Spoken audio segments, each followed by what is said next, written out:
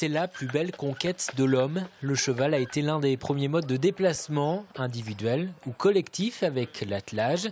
Une technique que l'Institut français du cheval d'équitation continue à enseigner au sein du Haras de Vendée, avec des chevaux de trait percheron et cob normand.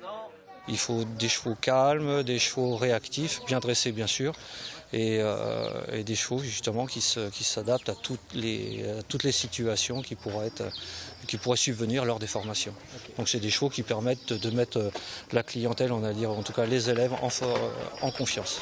Pour passer du cheval au cheval vapeur, il aura fallu attendre plusieurs siècles, comme avec cette Peugeot 190 S, une vieille dame de 1929 qui roule encore. Vitesse de pointe 50 km/h.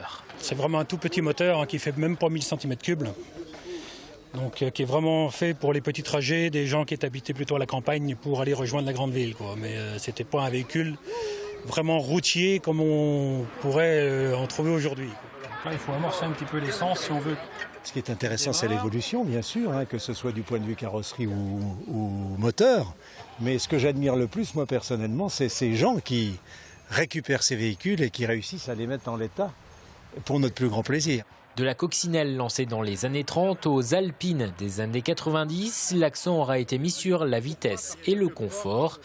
Le 21e siècle automobile, lui, est plus virtuel. Derrière ces écrans, on peut simuler la conduite d'un bus ou d'un poids lourd. On a différents logiciels. On peut travailler sur de la conduite en sécurité, on peut travailler sur de l'éco-conduite et on peut travailler aussi les manœuvres d'examen en poids lourd. Un 21e siècle également plus écologique. Le futur, c'est l'électrique. Des voitures plus silencieuses qui feraient presque oublier la petite musique des moteurs du passé.